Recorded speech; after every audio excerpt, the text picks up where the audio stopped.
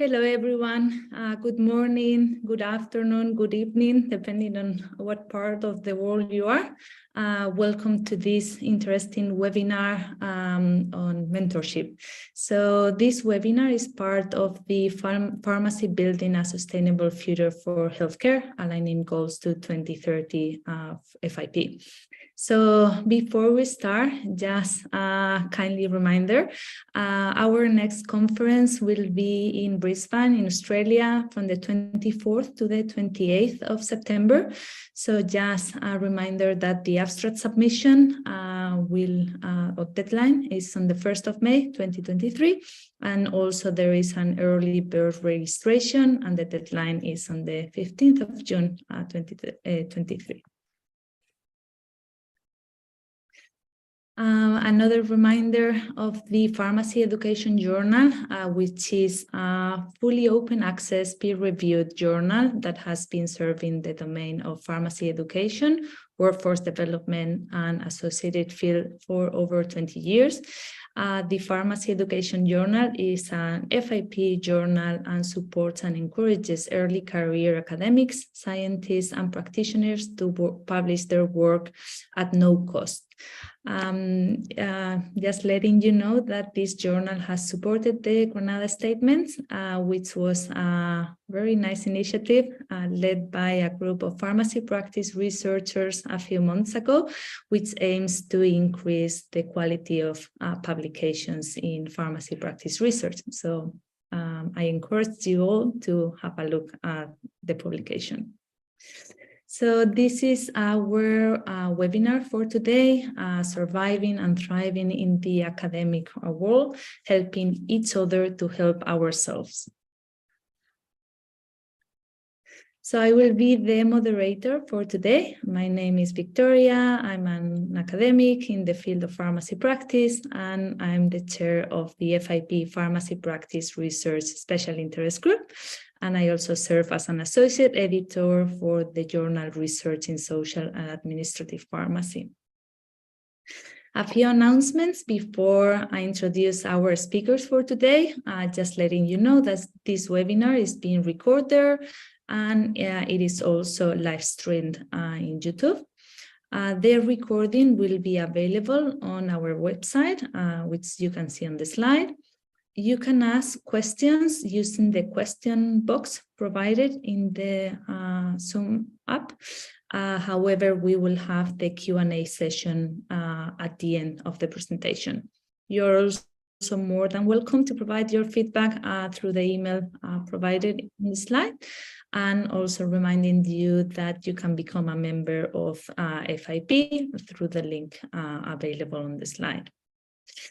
We have 3 learning objectives for today. So the first one is to compare and contrast the whole life mentoring versus other types of mentoring, coaching, and advising, and describe how this approach aims to further develop the pharmacy workforce. Second learning objective is to discuss behaviors, communication strategies, best practices, and ideal attitudes of both mentors and mentees involved in either formal or informal mentoring. And our final learning objective is to discuss similarities and differences in mentoring persons in various sectors of the pharmacy workforce, including researchers, educators, pharmacists, and support personnel.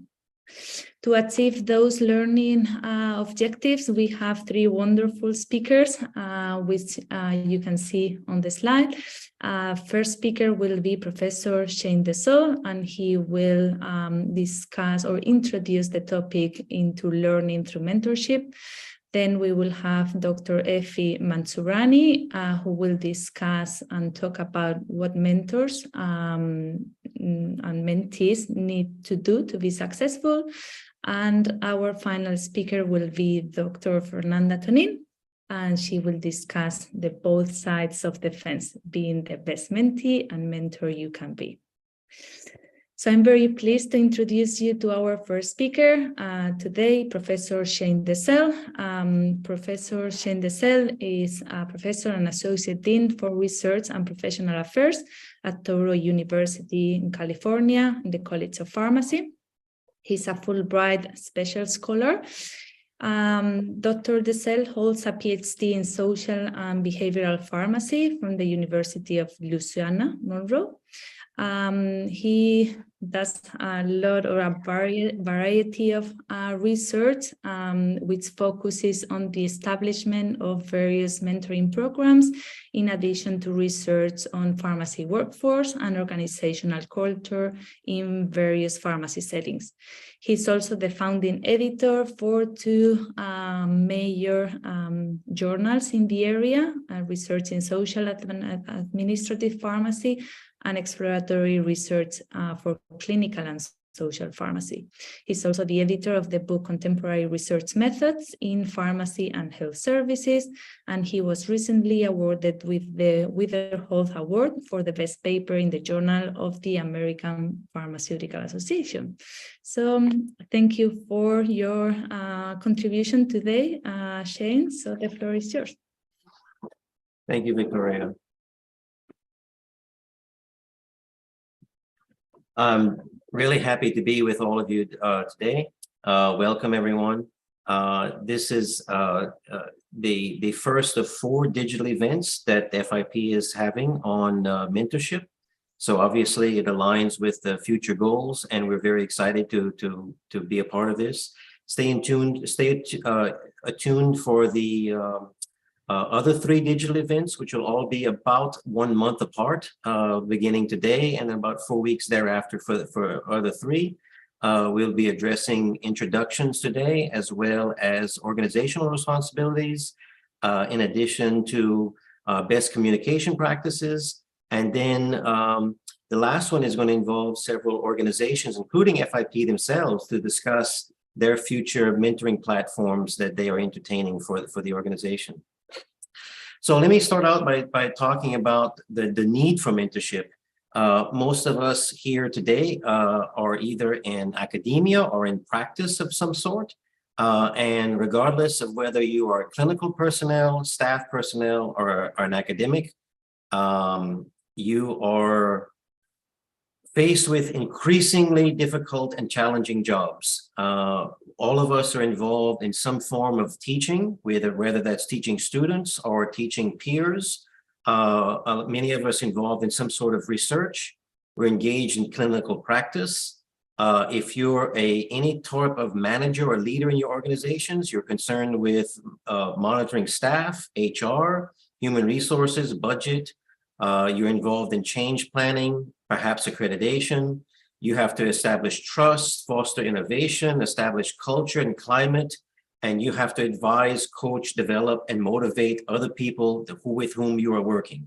And that is the case no matter what setting that you're in, basically. So it's obviously very challenging to be in pharmacy, and it's very challenging particularly to be anyone at a manager type of level or any type of leadership position at all. We have in pharmacy practice, whether you're in academia or in clinical, we know that there are shrinking pools of resources, monies that we obtain either from government, from our organizations, from ministries of health or what have you. We have greater accountability for outcomes. Society is really looking for us to be productive as pharmacists, as clinicians, as teachers, as researchers. Many of us carry our work home with us. We have increasing stress and we have increasing burnout. We're checking email almost 24 hours a day.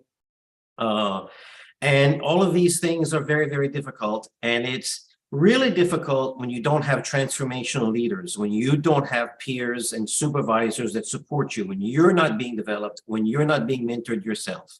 So definitely mentoring and a culture of mentorship definitely can help all of these things. And of course, it also helps with motivation. And there's a lot of things that are said about motivation. Of course, one of the most widely known theories, it's not really, it's a theory, but we know that it's true in practice, is Herzberg's motivation hygiene theory, which we all have intrinsic and extrinsic motivators. We have things that extrinsic, like salary, getting along with people, that are external, and internal or intrinsic. We have basically our self-actualization. That's what's driving us just to be the best that we can be. And in that regard, we've seen, and in pharmacy, we're in what we call a knowledge field. Okay, all of us, whether we are clinicians or staff or we're academics doing research, we are knowledge workers. And we've seen a transition from being told what to do back in the older days of the assembly line and factory workers and so forth, to the counterculture movement of the 1960s and 70s, where we were telling organizations what we want. The pendulum swung too far the other way. And really, as Drucker, who is the ultimate guru in management, says, that we really should be aligning our values with that of the organization. So it's not me telling the organization what I should be doing. It's not them telling me what I should be doing. It's us working together to align my values and skills with that of the organization. And again, mentoring is very key to these things. Mentoring is among the more advanced forms of exchange between two people, or two or more people. It's the more advanced level of communication. We often categorize this as advising, coaching, and mentoring. Advising is just giving someone advice. In fact, I've seen recently, I've told my students this, and I've actually seen this confirmed in many other publications recently, both lay and scientific publications, that advice is often unsolicited. And it's usually the advice giver, someone who approaches and says, let me give you some advice. It's usually to stroke their own ego and not so much to help the other person. Coaching is a higher level. It's a managerial activity. You're actually trying to empower someone. And managers who are effective engage in coaching. They are trying to help the development of other people. They're trying to make them the best that they can be. And mentoring goes there and even yet further. It's a whole investment in human capital. It involves assessment of others. It involves networking. It involves completely giving of yourself, divesting of your own ego in order to promote vitality in the organization and to promote those around you. I often use athletics in terms of some examples that I give.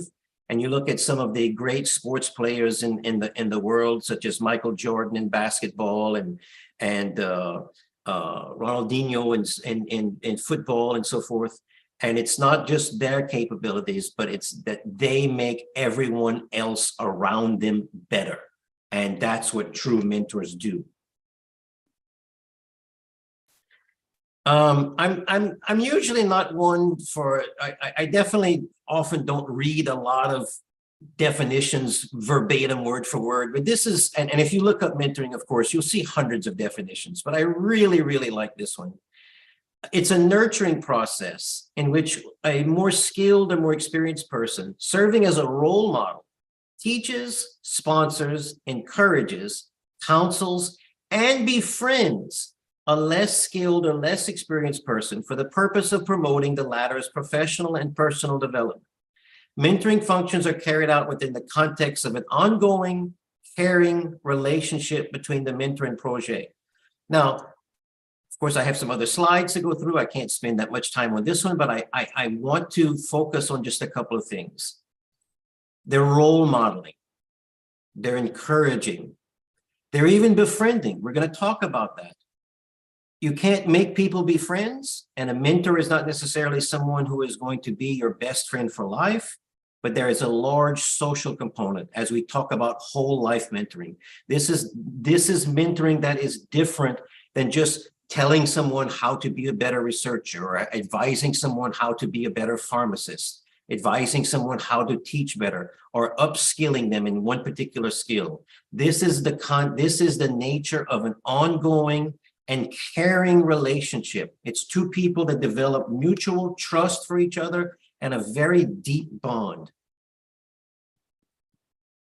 There are theoretical underpinnings of mentorship. It is a tried and true method of teaching and learning. It stems from various behavioral theories. It has in part some cognitive learning theories that are a part of it, and has also social learning theories. There's theories like social interactional that suggest that we learn by doing, and we learn by seeing other people do and interacting with them. It's invitational in the sense that many mentors actually seek people out. And so you're actually being invited to learn. You're being invited to learn. And when you're invited to learn, and they create that sort of environment where you have other people who are invited to learn, they want to learn.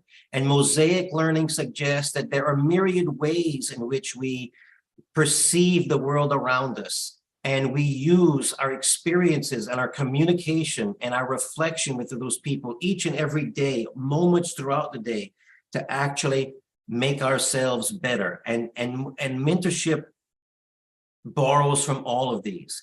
I mentioned the term whole life mentoring, and it's so thus, as I mentioned, it's not merely, we're not interested in mentoring someone to just be better at a particular skill set. Right? In fact, that's probably not even mentoring. I would call that advising. I would call that maybe training. If you're just having someone be a better pharmacist or a better technician, we're talking about whole life mentoring. So a mentor should be someone who is the master of their craft. They should be someone that they should be your champion. They should be your co-pilot. They should be experiencing the same things that you're experiencing. They should be empathizing with you. They're the anchor. They're the anchor of support. When you're going through good times, they help you celebrate those good times. When you're going through tough and challenging times, they don't rescue you, but they help you weather those difficult times and provide you with the coping mechanisms to be able to do so. And in fact, the best mentors are also reverse mentors. I would say that if you are not learning things from your mentee after a while, then you're probably not being a good mentor. So that's what we mean by reverse mentoring as well. Of course, there's lots of benefits accruing to mentees. They get rewards from interpersonal exchange. Research has shown, this is not just speculation, research has shown in many fields, whether it's factory assembly line work, to academia, to pharmacy practice, to medicine, to nursing, to law, everything. Greater career mobility for people who are in a formal mentoring program.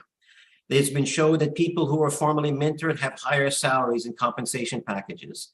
They have enhanced confidence and self-esteem. They have reduced role stress, reduced work-family conflict. They have enhanced organizational power as well. What are some of the best mentor qualities? Well, we'll look at that today, both in now and in a little bit again later in this session. Many mentors, of course, they are emotionally stable. They don't necessarily have to be an extrovert, but they do have to be very open with the mentee. They are agreeable and they are conscientious. They have high standards. They're experienced. They're sensitive. They are voracious learners themselves. They are self-aware. They are empathetic. They are self-reflecting. They have knowledge of the organization. They have knowledge of the profession. They have status and prestige within the profession. They have the ability to share credit with others. They don't just, the credit is given to them. They don't take it themselves. And they have patience. These are some of the things that make mentors the best. They see the mentee as a gift, not as a possession. They inspire confidence. They challenge their mentees to grow. They can cope themselves with their own disturbances. They act professionally and appropriately, but they're able to maintain their humanity. They're able to maintain their spontaneity. They personally enjoy, they don't mentor people because they get accolades. They get it because they truly, truly enjoy doing it. Those are the best mentors. They encourage independence. and they accept the fact that the mentee eventually is going to leave the nest. Hopefully they are going to maintain a wonderful relationship, and we'll talk about that throughout their whole lives. But they'll understand that the mentee eventually leaves the nest and is able to fly on their own, and they don't try to take possession of that mentee. So just think aloud a little bit. We're not taking a formal break or anything like that, but take a moment or two. Given the previous of what I've said, create in your mind, if you have pen and paper or notepad or whatever, your iPad, create a short list of your strengths and weaknesses in mentoring others. And think about what are the differences in mentoring as an administrator versus that of a peer. So if you're supervising someone, is that different than if you're a peer mentoring? There are some differences and there are some similarities. We'll talk about that a little bit later. And having said that, let me turn the floor over now to my wonderful colleague, Dr. Effie Mansurani. Thank you very much, Shane, for a very inspiring presentation. Very interesting to see those differences between, giving advice, being a coach, or being a mentor. So lots of learnings on your presentation. Thank you. So I'm very pleased now to introduce Dr. Effie Mansurani. Effie shares her time between Cardiff University, where she's a reader in pharmacy practice and digital health, and Carewells as the research lead for Choose Pharmacy. She has a master in molecular modeling at Cardiff University in UK and a PhD in medical chemistry from University of Patras in Greece. From early on her career, Effie has been interested in reflective practice and how that contributes to professional development. She has been seconded to the Royal Pharmaceutical Society, where she has supported workforce development with a series of events on being a reflective practitioner, and where she has led some research to support the Royal Pharmaceutical Society refine its newly launched national mentoring scheme. In collaboration with a wide team of colleagues, she has published in the area of reflection, mentoring, and pharmacy services, and is passionate about creating the evidence for informing practice. So thank you very much, Effie, for your participation today, and the floor is yours. Thank you, Victoria, and welcome to everyone from me as well. I hope you have enjoyed the webinar so far. So we have listened to Shane talk to us about the concept of whole life mentoring and how pivotal it is towards transforming the motivation of the workforce, and as such the professional development of the workforce, regardless of which sector an individual is employed in and what role they have. And the appreciation of this link should really be core to any organization that's considering developing a mentoring program to support its members. And organizations need to understand their own culture first and reflect on how such a program could align with their own mission and values. And that is a big undertaking and a multifactorial process. So what I will be bringing into these webinars today and the next couple of events is how we can leverage the knowledge that can be acquired from the literature to designing, implementing, and sustaining a mentoring program for professionals, particularly health professionals like pharmacists. We all know as pharmacists, we love evidence-based medicine. So Shane and I have always wanted to bring this into mentoring as well. So a few years ago, we decided to conduct a thorough literature review and to evaluate the literature around the mentoring concept. We managed to identify a range of key mentoring program components, and then we synthesized them into some themes, presenting, as you can see in this slide, design fundamental considerations for organizations and considerations for issues impacting on the relationship between mentors and mentees. In another event of this series, we'll talk you through the considerations for organizations, but today we will focus on the human needs of mentors and mentees, both independently, but also as pairs or groups. Mentors and mentees are involved in it's quite an intimate and caring relationship, as Shane has described it, and it can last anywhere from several months to potentially a lifetime should the relationship be successful. And on this slide, you can see the reflective framework that we built from synthesis of those key components from the literature in relation particularly to mentors and mentees. You can see that it revolves around 4 key themes, and I'll briefly introduce these before Shane comes back and delves into more detail for some of them. It's not surprising that behaviors and characteristics of mentors and mentees differ, considering their objectives coming into a mentoring relationship. Mentees normally seek, whereas mentors are there to deliver, to support, to coach. And we've already touched upon the ideal qualities a mentor should not only possess, but continue developing through the process of being a mentor. And all are noteworthy, although perhaps a few of these are worth additional comment. So as may be expected, there are a cluster of these characteristics related to effectiveness in the nature of the work itself, such as experience and high standards of performance, recognition within and appreciation of one's field and technical competence. But there are additional characteristics, as the literature describes them, such as being sensitive, patient, articulate, generous with time, and being a voracious learner. Literature suggests that the best mentors are those who seek further knowledge, wisdom, and development themselves, because this appetite for learning is infectious, and it also signals to the mentee a willingness to share ideas. It has been argued that the most effective mentoring is underway after the mentee has begun to provide knowledge and even development back to the mentor. Mentees now.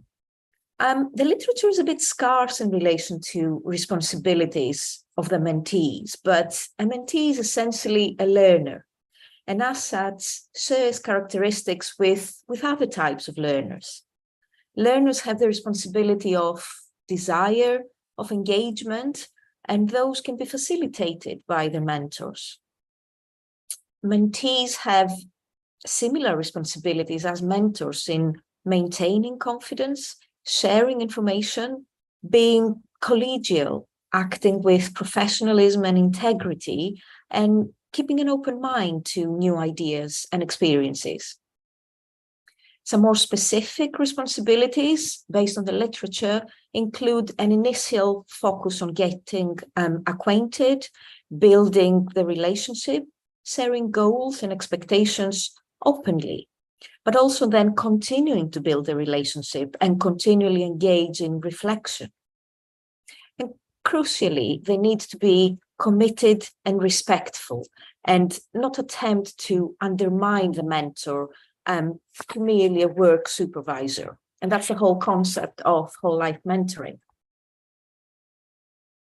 The second key theme from the literature that we identified was around the evolving mentor-mentee relationship, which should also be considered in the context of optimization. And what we saw is that there are distinct phases of the relationship and responsibilities of all parties involved during each of these phases.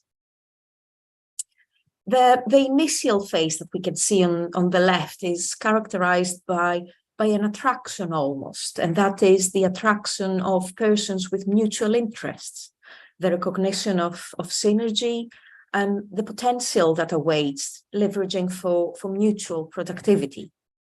There's a spark that should be recognized by program coordinators and any organizational managers.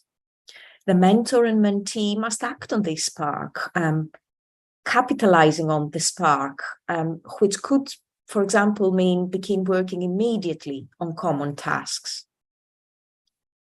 Then we have the cultivation phase, which might be approximately 2 to 5 years in length, depending on a variety of factors. And this is where the mentor provides coaching, exposure, visibility, protection, sponsorship even, and if possible, challenging work for their mentee.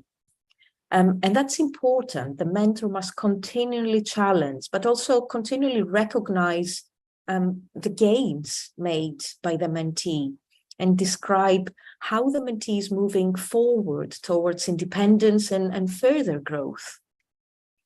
The mentee in that phase, the cultivation phase, continues to improve upon their own vulnerabilities, but at the same time acknowledges a reduction or, towards the end of the phase, even complete absence of ambiguity in the relationship with the mentor.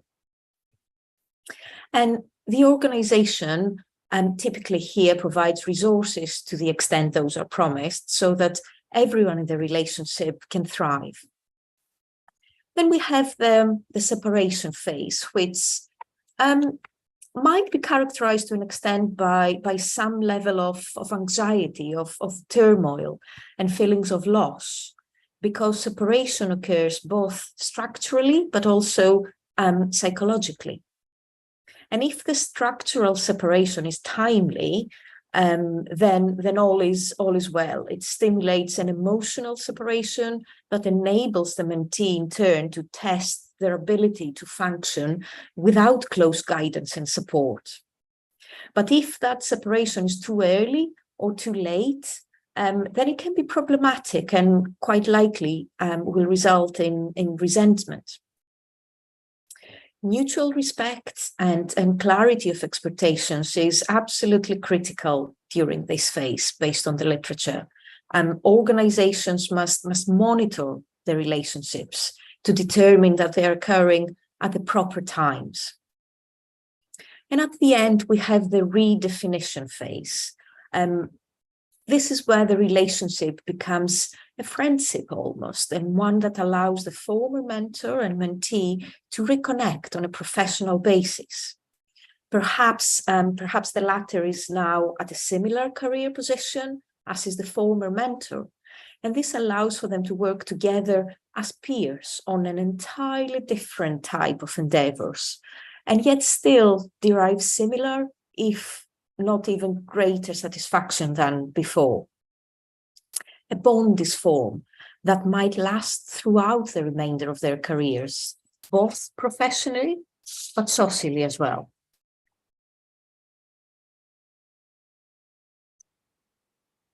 The third main concept we identified is a different way by which an organization can support and facilitate a positive mentoring relationship. And that's mainly in terms of training and creating a culture of personal safety and support. I won't go into too much detail on this, as we'll be coming back to it later on in the series, but a couple of key points are that it is widely recognized that not only must mentors and mentees be trained, but part of that training must be taken up in pairs with one another on their dyadic exchange, so that their joint networks can blossom. And the second point is that creating that culture of personal safety and support is paramount to mitigating possible dysfunction in the mentor-mentee dyads. And talking about dysfunction, another key concept. What does the literature tell us about potential sources?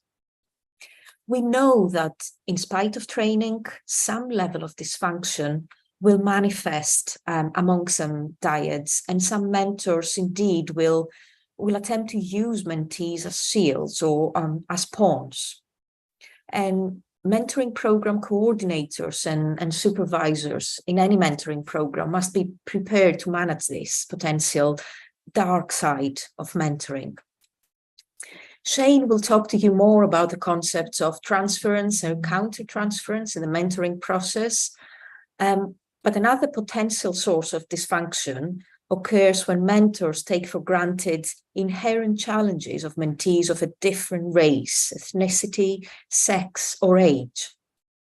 So-called cross-cultural mentoring can be one of several tools to promote dialogue, understanding, and acceptance of diversity.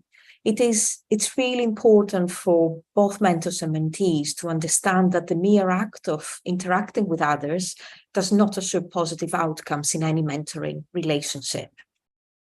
And excellent cross-culture mentors work diligently at overcoming any negative stereotypes, and they try to understand the lack of a formal network and also the power structure assumed by many ethnic minorities and many females, depending on the occupation and field.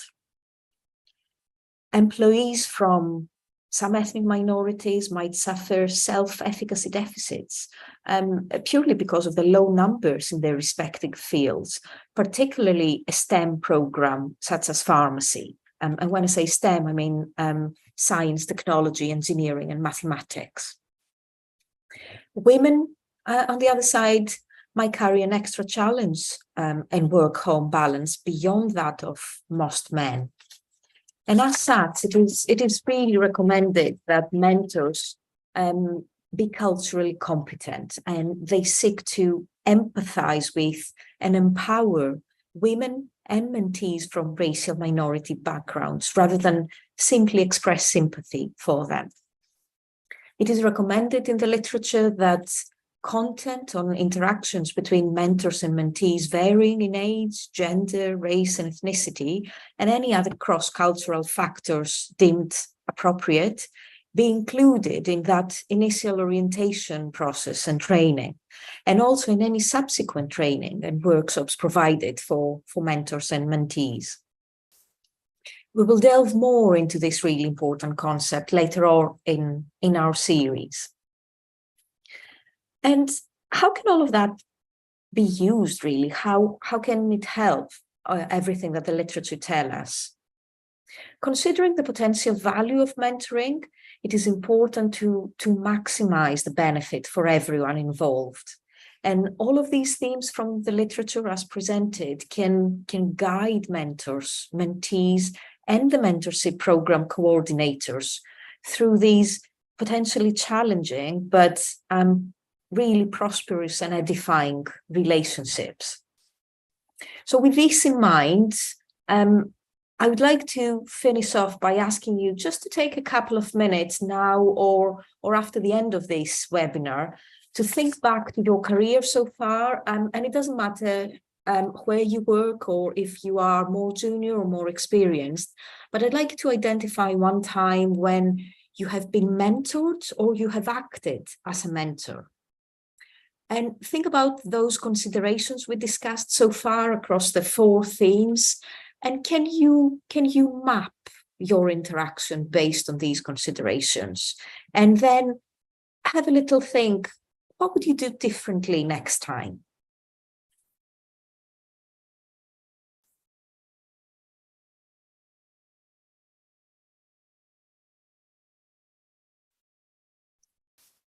Thank you. Time to go back to Shane.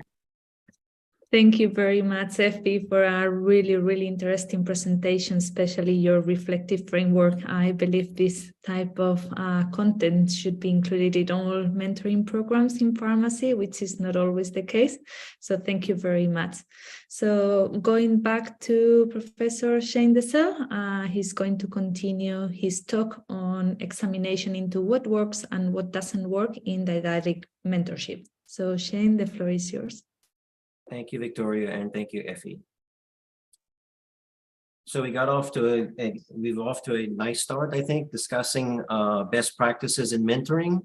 and being both a mentor and a mentee. Effie highlighted those based upon based upon a combination of our own experiences, the experiences of others with whom we've discussed, as well as literature and best practices. So thanks for teeing this up, Effie. So we talked about things that mentors should do in terms of divesting themselves of their ego and so forth. What are some pitfalls to avoid in mentoring? Some of these are really obvious, and although they're obvious, unfortunately, some people engage in poor practices, not keeping commitments, becoming possessive of the proteges or the mentees' time, not letting them go when they're ready for independence. And one thing that I find, let me be honest and tell you something that I've struggled with myself. I wouldn't say coercion, but cloning. Again, the best mentors are those that completely divest themselves of ego. And so even when I'm trying to be as conscientious as possible, when I have had mentees, and that includes, since I'm in academia, that would include junior colleagues, it would include postgraduate students and so forth, I find myself wanting them to be just like me. I find myself, I want them to have the same interests as I do. I want them to tackle problems the same way as I do. And obviously, if they're a mentee, they are learning from me. If I'm role modeling the right behaviors, they're evidently picking them up. But I've almost found myself becoming disappointed if they happen to take an interest in something that I don't have an interest in, and vice versa. And that's not really healthy. And I have to check myself. So be very wary of your own ego again. And you're not trying to create clones of yourself. You're trying to create people who, after seeing you role model behaviors for them, pick up the best things from you, but pick up the best things from other people as well, because the best mentors are able to network their mentees with other people who have things to show them, other people who have things from which they can learn. And finally, you don't want to be involved in what I call irrational thinking. And this is some examples of irrational thinking. Mentors irrationally might think, I must be successful with all my mentees all the time. Not every relationship is going to be successful. Just like everything you try to do as a pharmacist is not going to always be successful. Not every business plan works. Not every marketing plan works. Not every new service works. If you're an academician, not every paper is published. Not every grant is accepted. I must be respected and adored by all my mentees. Well, it's nice to have mutual respect, but you're not going to always be adored by all of your mentees. My mentees must be equally hardworking, high achieving, and always eager to do what I recommend. I have found out that other people work hard, but they work differently than I do.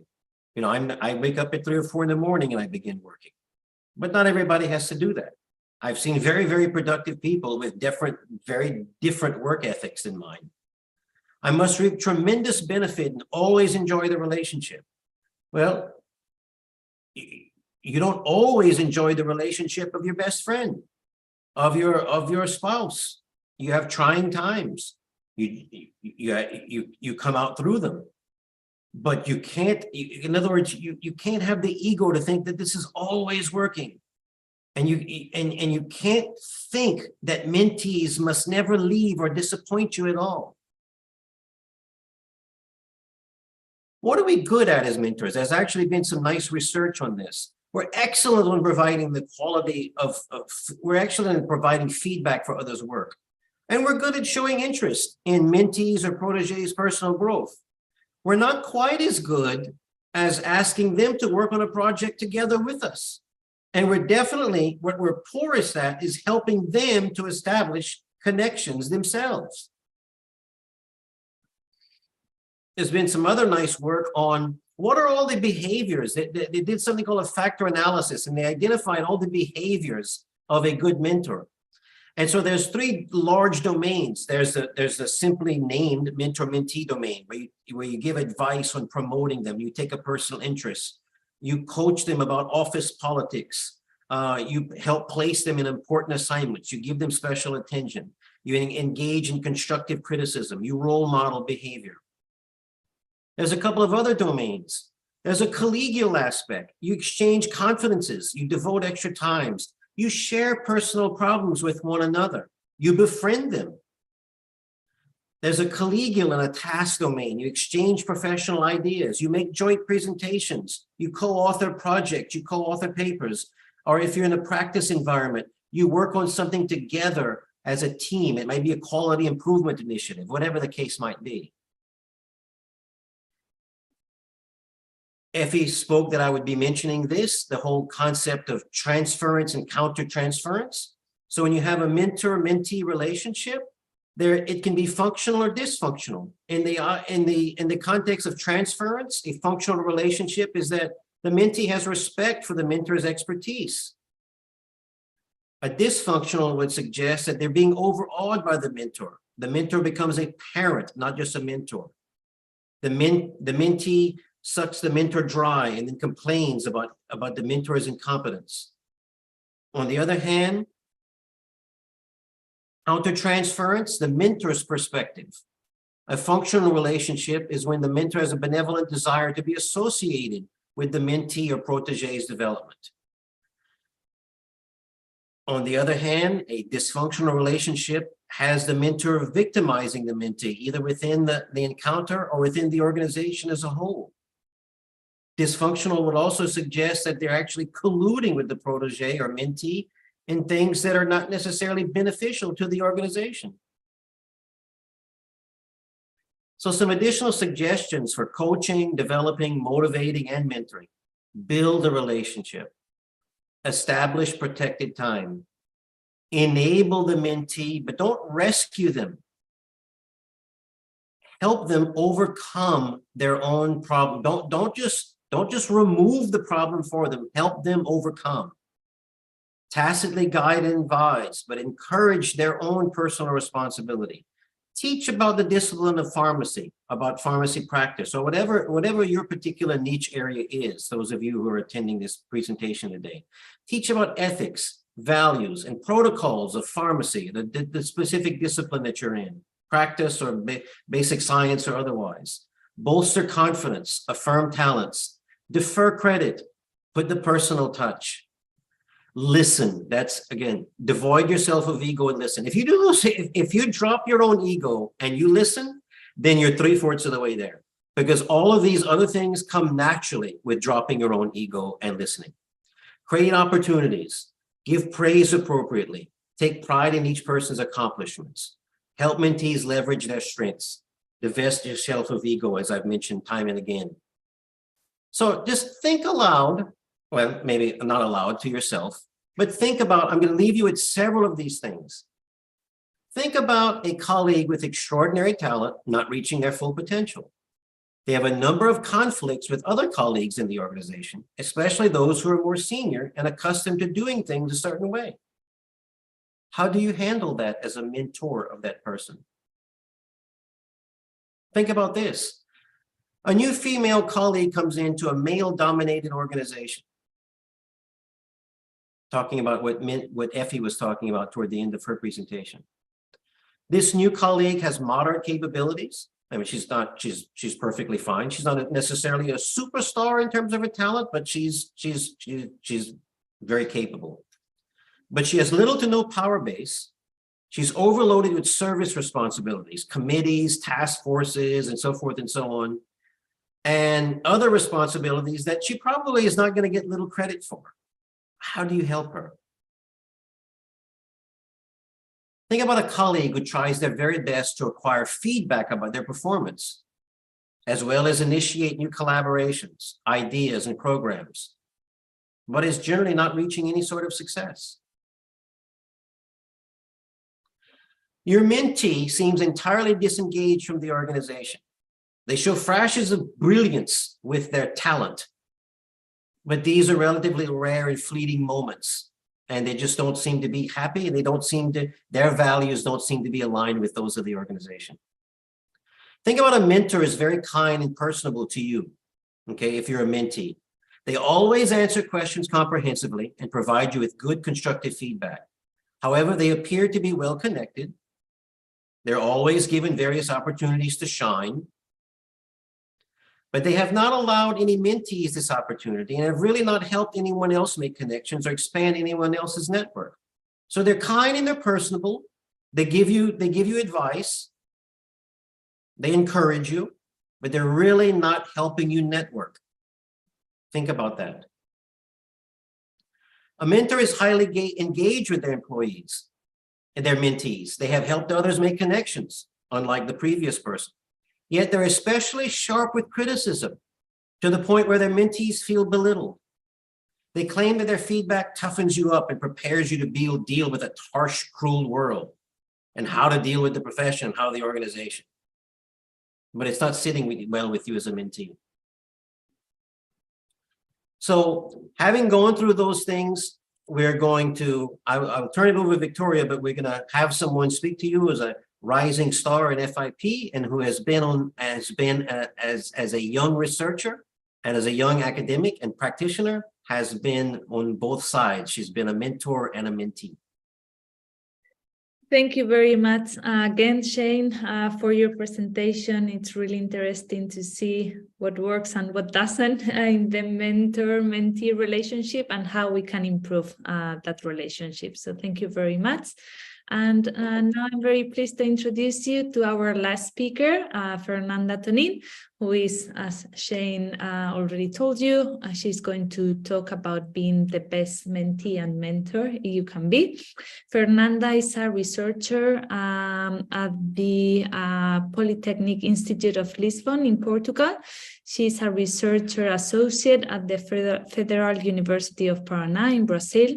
She's a principal investigator in the Health Technology Assessment Group of the Ministry of Health in Brazil. She's the vice chair of our Pharmacy Practice Research Special Interest Group. She's also a health consultant and scientific advisor at Europe, LATAM. She has published more than 90 peer-reviewed publications, and she's also a member of the editorial board of the journal Pharmacy Practice. So thank you very much, Fernanda, for sharing your experience today, and the floor is yours. Thank you very much, Victoria, for this kind introduction, and it's a pleasure to be here today alongside with well-recognized names in our field, such as yourself, Shane, and Effie. And it's also a pleasure to participate in another FIP digital event, this time on mentoring. And I got the challenge task to talk about being in the both sides of the fence as a mentee and as a mentor based on my experiences. So for starter, for those that don't know me, this is me at a very young age. And as you can see, I already demonstrated some signs of curiosity, creativity, and authenticity. They are very important for us as researchers in the field of healthcare and namely in pharmacy practice. But most importantly, to reach the place that I am today in my career, I got all the support and care, of course, of my family, friends, colleagues, and as well of my mentors. So where to begin? Usually every path starts with a starting point, followed by several process steps into a process for us to reach an outcome. But not all journeys are that straightforward, and mine was also an exception. I had a lot of turns during my career and also had to make a lot of decisions to reach the point that I am today here. Briefly, I am a pharmacist. I was graduated in pharmacy in university in Brazil, where I came from. And during that time, I also got the opportunity to do an internship in Portugal at the Faculty of Pharmacy. And with that experience, arose my interest of pursuing academia. So I did my master's in pharmaceutical science. And shortly after, I did a double PhD degree, both in pharmaceutical science and social pharmacy, both in Brazil and Portugal. So currently, as you may know, I am a researcher affiliated to several institutions around the globe and also work as a consultancy, providing services related to evidence synthesis, health technology assessment, and medical writing. But one of the activities that I like the most in my work is to supervise and mentor undergraduate students, master and PhD students in pharmacy, as well to actively disseminate knowledge by means of publications, trainings, and projects. So put it in numbers, in the past 7 to 8 years, I was able to publish several papers, books, and book chapters, to participate in different scientific events around the globe, to participate in several funded projects, as well to finish some formal supervisions and mentoring programs, and was also received some awards and distinctions in my field. So namely, I was, my thesis was the best in 2020 at the national level in the pharmacy field in Brazil. Shortly after, I was ranked among the FIPWise Rising Stars in 2022, and also among the world's top 2% scientists, according to the Stanford University. And of course, I didn't do all of that by myself. And I'm also happy to align all of these career goals with some of my personal interests and my hobbies and leisure time, such as traveling and spending time with my family and friends. But how I managed to do all of that in the couple of 7 to 8 years. So I would like to start talking about my graduation in pharmacy and the internship that I took in Portugal back in 2008 to 2012. At that time, I was very curious and still am. And I developed what I call the 3 E's. I explored a lot, engage, and experiment in different research projects, internships, and volunteered as a student. And with that, I believed that I was able to develop some core skills as a mentee, and aligning with what Effie and Shane talked about the literature. I experiment how to deal with different people and how to work in a team, how to talk and present in public, how to write a scientific paper, how to be organized and manage my time and my tasks, how to engage and network with other researchers, and of course, how to translate the research findings to benefits into the community and into pharmacy. So after that, during my master's and my PhD, I tried to, of course, improve the skills that I have been accomplished, and also try to develop a little bit more my networking skills at an international level. And with that, I was able to engage and participate in several projects with recognized names in our field. And this unique experience helped me to grow as a person and, of course, as a researcher. And for that, I will always be grateful. So all of that people have one thing in common, and is that at least once in their lifetime, they have been a mentee, and they are also mentors in pharmacy practice. That means that the mentoring relationship is a symbiotic and unique experience, and we should get the most out of this experience. And this requires an investment of both time and actions, and from both the mentee and the mentor. And once the mentee has advanced in their career, as I did, they should they should return the favor and invest in another or in others promising individuals. And this is to return the favor to the society and to the scientific community. So we should keep this wheel spinning. And for that, we need mutual respect, personal connections, to improve our communication, and of course, to have realistic expectations of this kind of relationship. So in this slide, I just summarized some of the tips that I believe I learned from my pitfalls and challenges as a mentee.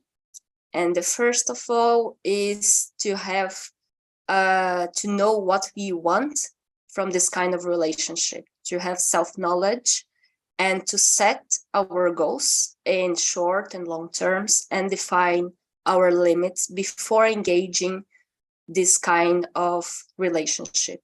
After that, I would say we should get information.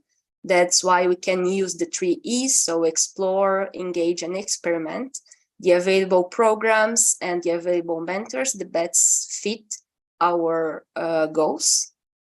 We should also invest on ourselves, taking courses and training to improve our skills.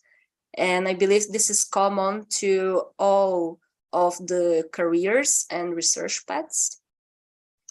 Again, as Shane and Effie already mentioned, we should learn how to communicate because each mentor is different. But in a common way, we should show respect and be committed as in any other relationship. And last but not least, and I think this is one of the most difficult tasks, is to develop non-cognitive and social emotional skills. So as a mentee, I think we should be open-minded, take some risks during our journey, and really learn how to overcome the barriers because they will exist for sure. Now, talking as a mentor, and I think is already mentioned here today, but it's important that we further develop our communication paths. We need to listen more and do not impose ourselves, do not impose our ideas to the mentee, because at the end of the day, we are just a compass. We just need to guide the mentee. So we should solve the doubts, suggest alternatives, but not solve the problems of our mentees. As a mentor, we should also organize a schedule to have regular meetings with our mentee. And I know this is really difficult because as a researcher, as a teacher, we have a lot of other activities. So teaching, training, meetings, scientific events to participate. But it's important to reserve a time and make it as a routine because again, we should get this wheel spinning and non-stopping.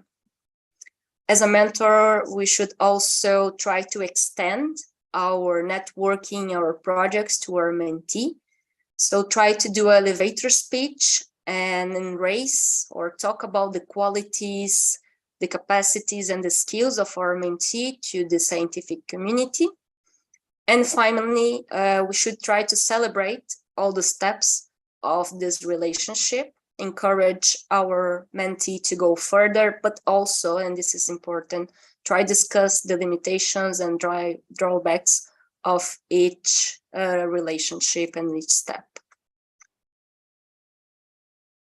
So for almost ending this presentation, I brought here a table that I believe summarizes what have been said here today about the main roles of both mentees and mentor. The mentee, he's the one that drives the relationship and should be the one that takes the initiative. She should be bold, critical, and clear about his goals, while the mentor should act as a role model. Both of them should honor the commitment they are making with this relationship, and they should seek means to connect and to communicate. The mentee should try also to balance both formal and informal mentoring, meaning that he can get most out of this kind of experience. The mentee should also be teachable and accept criticism, while the mentor should follow up the progress of this relationship and evaluate it and provide feedback on all the steps. So finally, as a wrap-up, this slide shows some of the recommendations and main features of what I think and what I experience as the best mentee and mentor you can be. And as we said here today, this kind of relationship is symbiotic, is unique, but it depends, of course, on mutual respect and communication in both sides. So hopefully in a couple of years, grounded on this tip and on the literature, we can maybe see some of you from our audience today also talking about being at both sides of the fence as a mentee and as a mentor. So thank you very much for your attention, and thank you for having me here today. Thank you very much, Fernanda, for your wonderful presentation. I met you when you were a PhD student, and nobody had any doubts that you would reach this stage in your academic career. You've been a really hardworking person, and it's really good to see the practical example of this presentation. So thank you very much.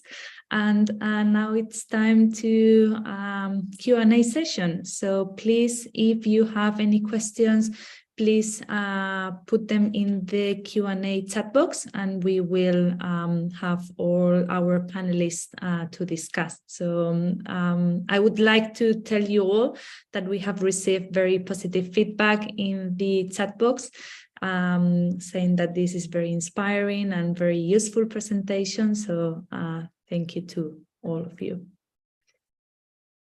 And Victoria, to that end, I would like, because I know some people joined us late, so I would like to remind everyone that this is the first of 4 digital events on mentoring. They're all going to be terrific. The next one, be on the lookout for it. It's about 4 weeks from today. We're actually going to delve into the communications between mentors and mentees. We actually have a communications specialist, PhD in communications, who is going to talk about using motivating language and social provisions and how to establish communication effective between mentors and mentees. And in the third presentation in May, we're really going to talk about organizations and what is the responsibility if you're the administrator at an organization that has a mentoring program or is fostering mentoring. What are the responsibilities of that organization? How do they create a culture of mentorship, a culture of support? How do they provide resources to the program? How do they help develop mentors to be as best as they can be? How do they continue with how do they sustain a program rather than just start one and see it die within months or a couple of years? So a couple of really additional nice programs upcoming on mentoring. Okay, thank you very much, Shane. So we invite you all to register for these very interesting events. We have a couple of questions from our audience.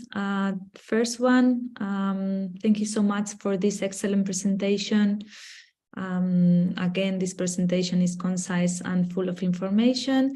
In this case, we have a young researcher just starting her career, and she would like to connect with mentors in the area of health and pharmaceutical outcomes.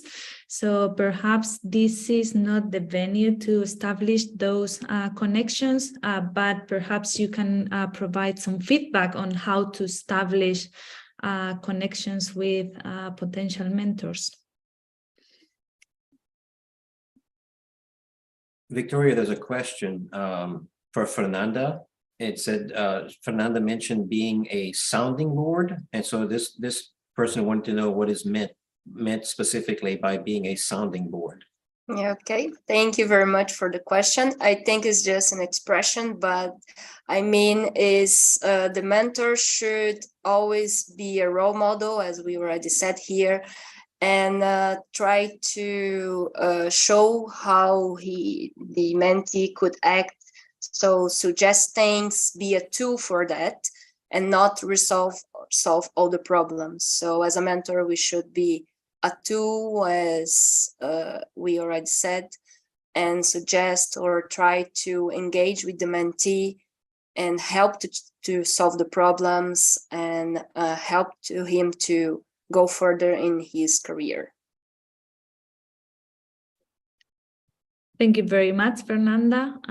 We have another question. I think this one is related of the possibility of changing research pathways or even in other settings apart from research when you have already started your career.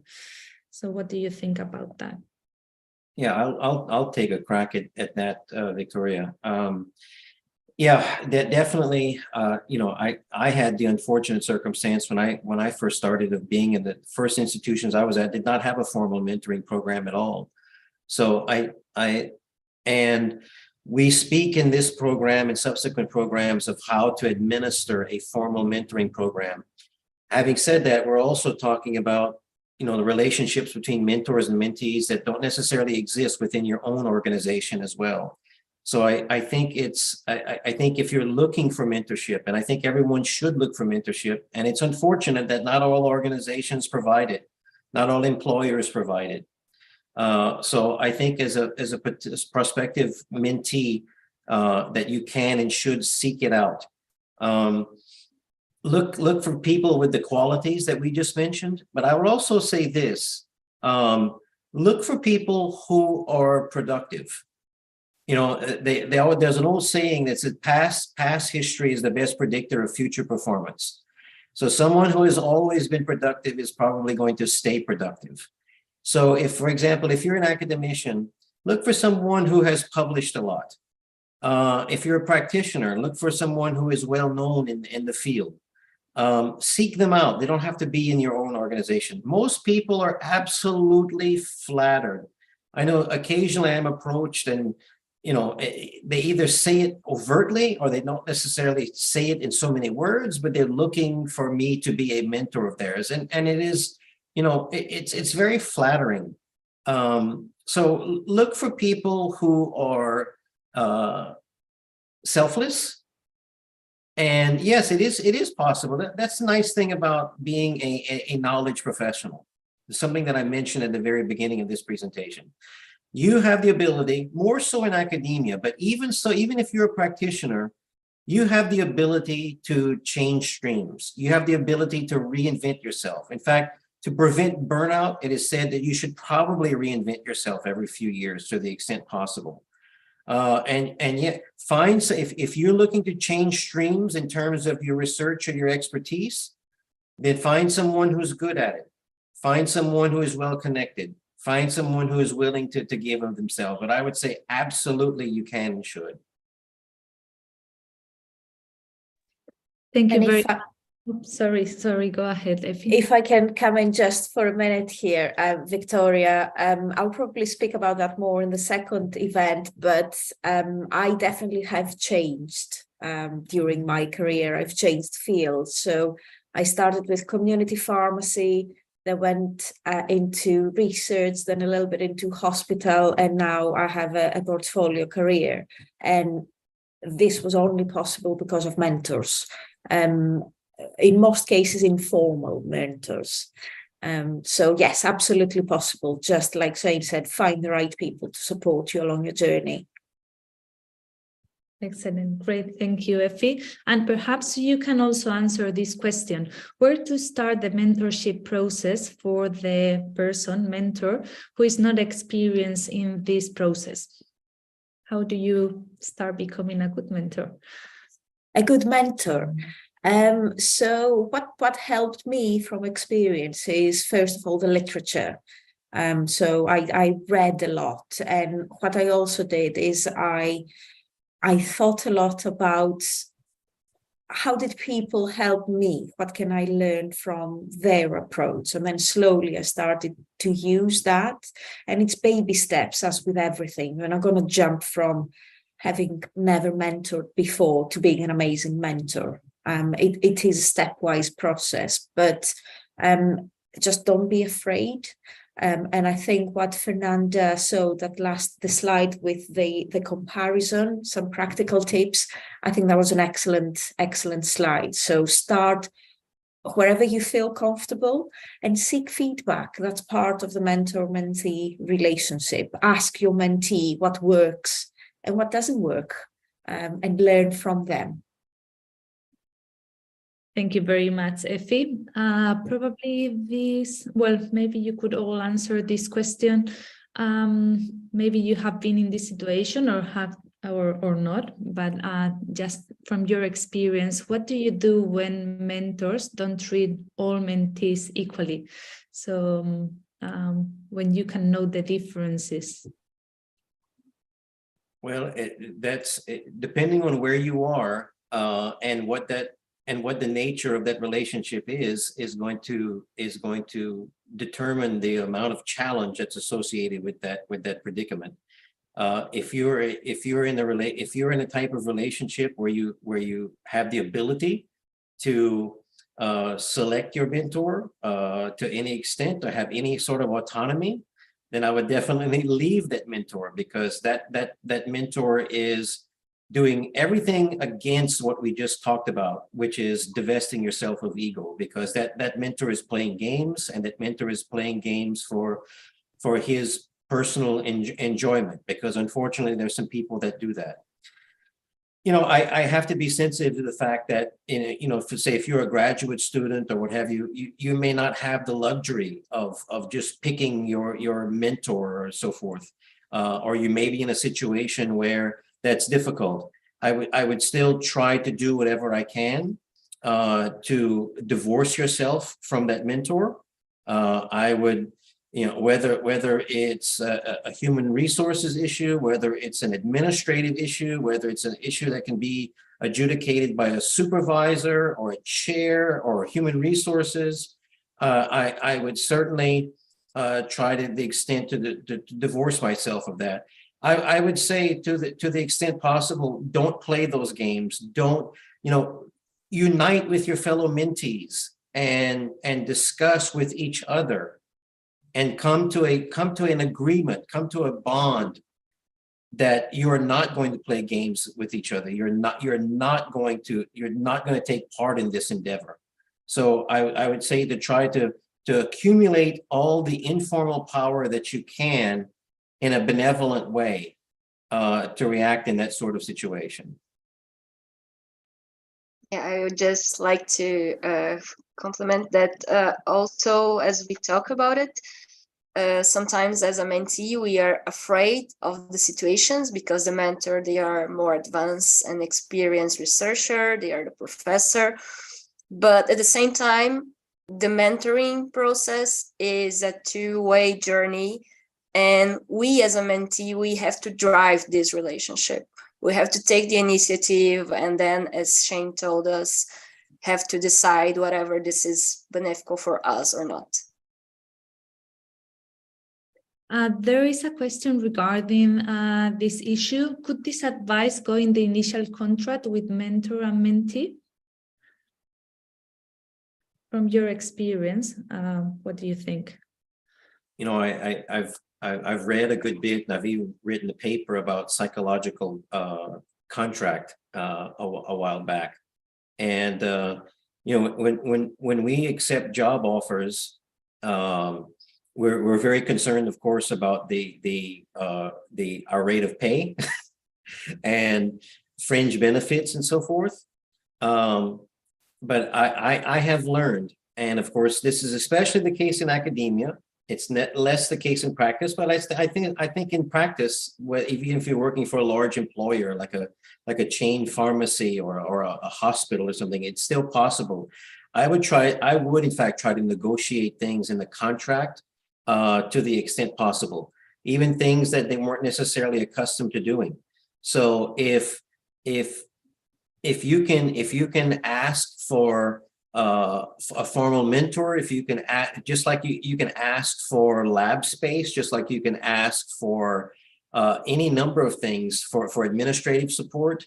I would ask for mentorship and even lay out what you're looking for in that mentor. It may or may not end up in the contract, but I would make it well known, hopefully in writing, and even if not in writing, I would make it well known when accepting a job that these are the kinds of things that you would be looking for. And in fact, when you're interviewing from now on, in fact, if I'm talking with someone about a potential employer, I always ask them, what is your organizational culture like? Do you have a mentoring culture? And what sort of things do you do to develop young researchers, young peers, young academics, young practitioners? What sort of things do you do? So I actually ask those things if I'm in potential negotiations with an employer. So I would try to get all that up front to the extent possible.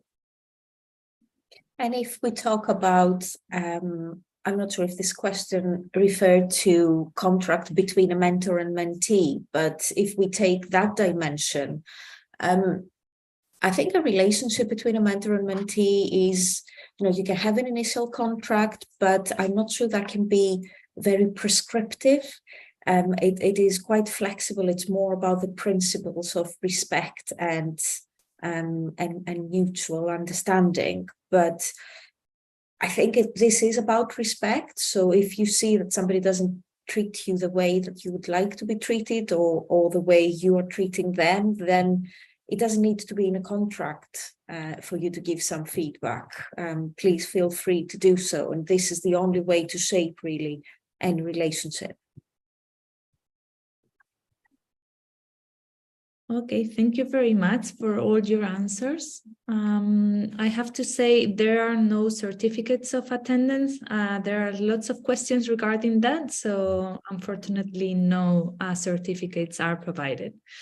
So thank you very much for your participation. 3 wonderful speakers that have shared their insights into mentoring today. As Shane was discussing earlier, this is just the first webinar on mentoring, so register for the next events.